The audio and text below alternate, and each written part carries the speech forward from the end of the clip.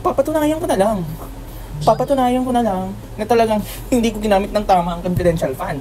I am very confident and my lawyers are so confident and I'm the most confident. That's why I am confidential queen. Ganon. Medora talaga si Lolo. Medora talaga si Sarah B. Tapos may mga discouragement mo siyang ginagawa na wag daw iboto yung mga bata regarding sa lineup ni Romualdez. Diyos ko, kinakalaban mo si... Kahit sino-sino na lang kinakalaban mo, B. Diyos ko, kung ako sa'yo, tatadan mo ng kaso kung sino. Di ba ikaw, oh. Anong nangyari sa'yo? May mga confession ka pa na hindi mo talaga... Hindi niya daw masagot ang confidential fund. Pero hindi dahil sa hindi niya masagot ang confidential fund, kundi ayaw niya sagutin yung mga patungkol kay Romualdez. What the? Ano? Oh, pakinggan niyo to. Medora talaga. Madami nagtatanong sa akin ngayon, ano bang magagawa namin? Ano bang matulong namin sa eleksyon? Unang-una, pwede nyo siguro matulong talaga, huwag nyo iboto yung Tingong Party List. Kasi ang boto para sa Tingong Party List ay boto para kay Martin Romualdez. Isipin nyo, 3 na yung seats niya sa House of Representatives. Yung distrito niya sa Tacloban, yung 2 upuan niya sa Tingong Party List. Yung upuan ng asawa niya, yung seat ng asawa niya, yung seat ni Asidre. So, hindi dahil hindi ko masagot yung mga tanong nila sa confidential funds. Ayaw kong sumagot. Ulitin nga natin. Ano daw?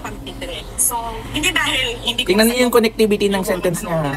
Yung ng asawa niya, yung seat ng asawa niya, yung seat connection ni pakinggan yung mabuti. So, hindi dahil hindi ko masagot yung mga tanong nila sa confidential funds. Ayaw kong sumagot. Bakit? Saan? Mga pagmamayari ni Martin Romualdez. Ano daw? Maharlika Lap. Di ba ganun si Maharlika? Robot ka, girl. Kaya mong tumawa without opening your mouth wide. Di ba? Ganun. Kakagiging mo nga. Diyos ko, confident daw ang lola mo, B, na hindi talaga siya ma-i-impeach. B, kaya di ba, mapapansin nyo, dami-dami yung mga ini-endorse, di ba? Kasi, impeachment is so political. Kahit, regardless kung ano pa ang tingin ng mga tao sa mga taong mag-acquit sa kanya, it doesn't matter. Digdinad na lang talaga, B, at kahiya na lang talaga, B. Palakasan na lang ng lakas ng loob. Ano? Diba? Si Bongo. Diba to? Si Robin. Si Camille Villar. Si Amy Duterte. Puro na yung mga Duterte. Mga pangalan ng mga last name nila, Duterte na lahat. They will definitely vote for the acquittals of Sarah.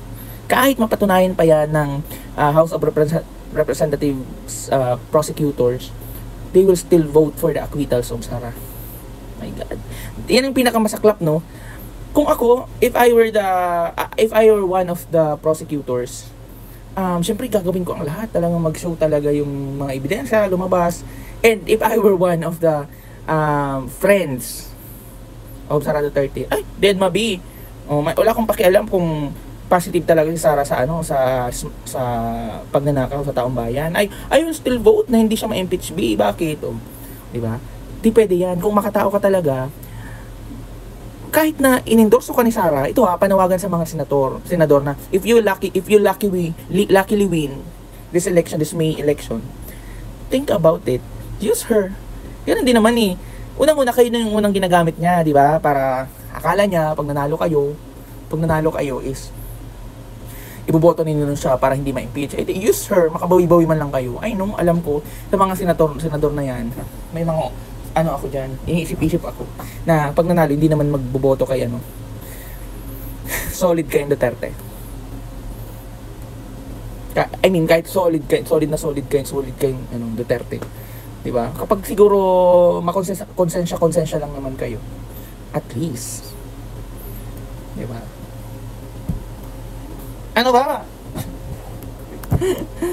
Di ba? Ano pa? May sinabi pa siya dito eh.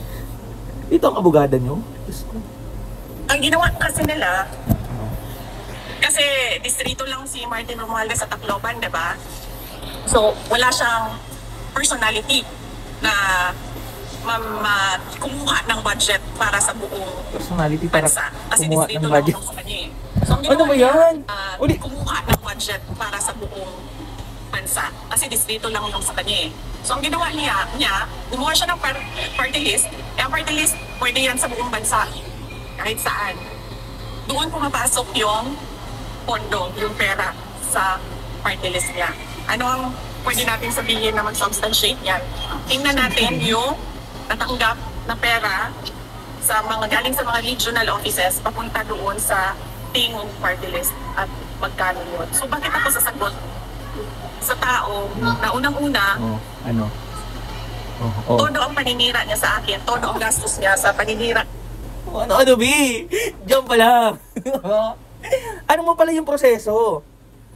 Diyan palang huling-huli ka na. Dito pa lang sa simpleng clip na to, sobrang huling-huli ka na, B. Ulitin natin, guys. May minuto pa ako. Ulitin natin.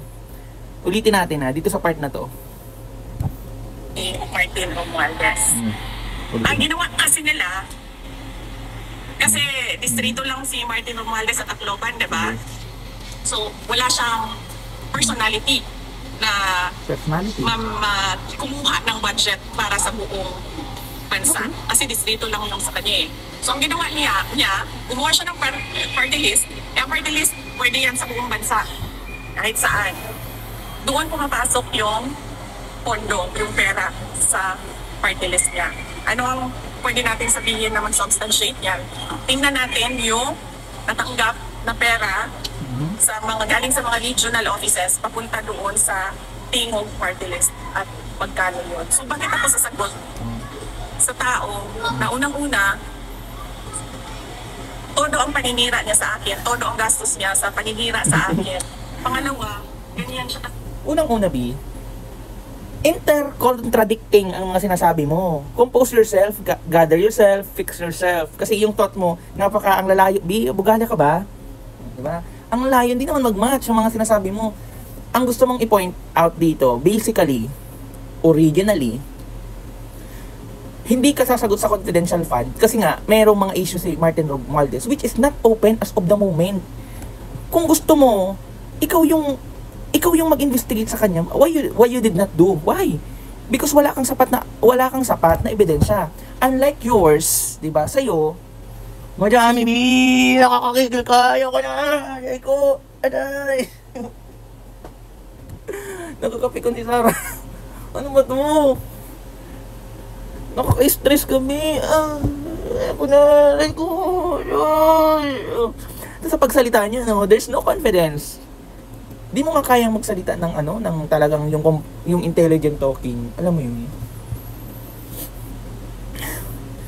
Ina-idolize niya pa to. Tapos sobra daw talino ni Sarah. Ha, talaga, B? Diyos ko, wala kang ginagawa sa OBP. Kung hindi pa doon sa mga qualified talaga na nasa posisyon, yung mga na-promote, yung mga in-appoint na talagang credible, hindi pa gagalaw ang OBP. Not because of your leadership. You are full of pride, not the context of leadership. Tandaan mo yan. Nakakapikon.